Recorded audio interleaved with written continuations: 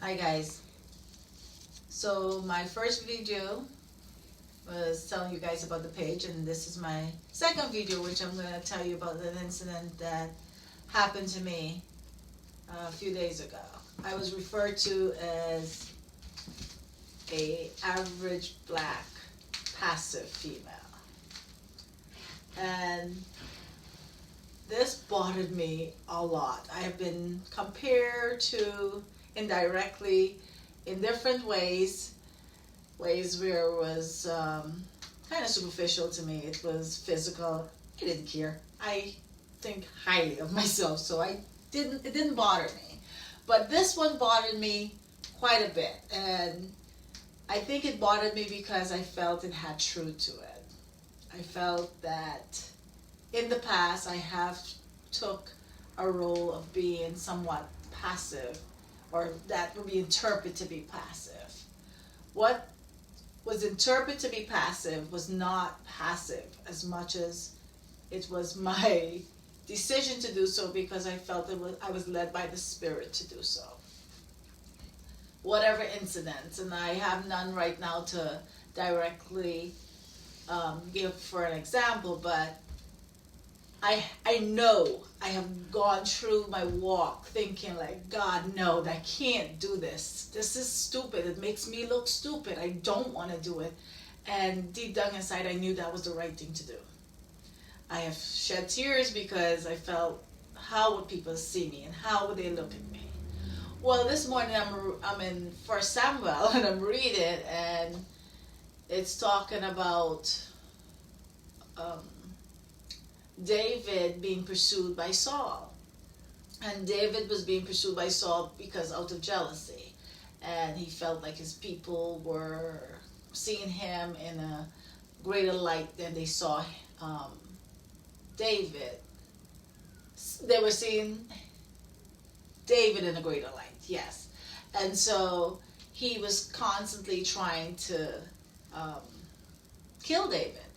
And it's at the point where Saul's son, Jonathan, had told him, yeah, my dad is trying to kill you, you need to stay away.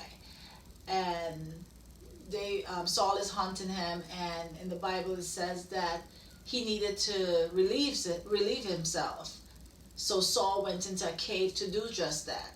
And in those days, if the king was going to relieve himself, it had to be private because there was nobody around. He went into the cave privately.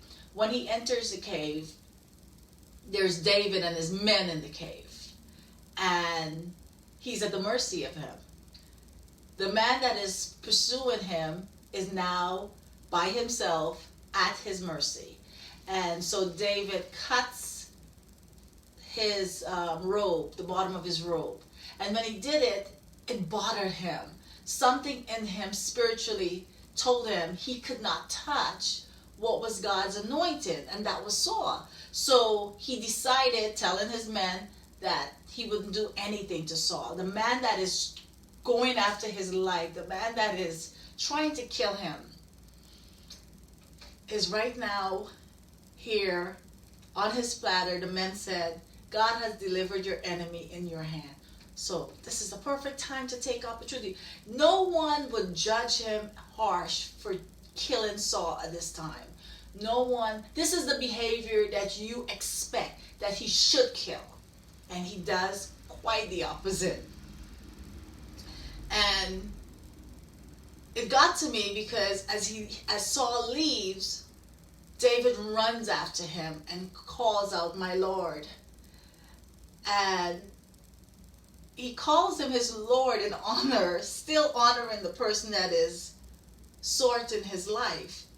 And he not only sees him as the person of respect, but he fell to his knees and bowed to the person who wants to, to kill him. And for me, that was pretty personal, because I have found numerous occasions that the person who was chastising me or the person who was hurting me, God had spoke to my heart that I couldn't do what my flesh wanted to do and respond to the action.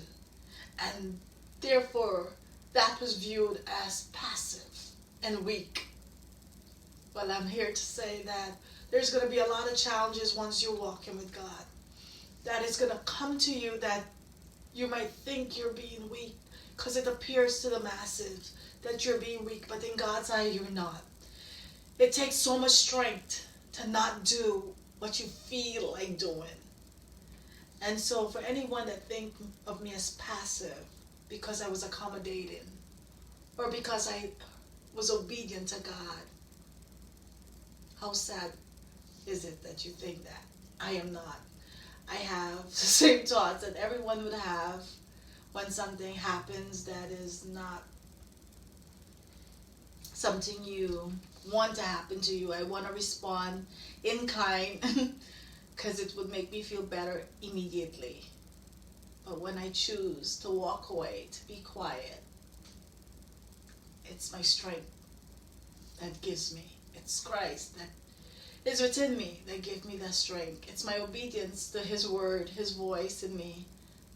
It's not me being passive in the sense that I'm weak.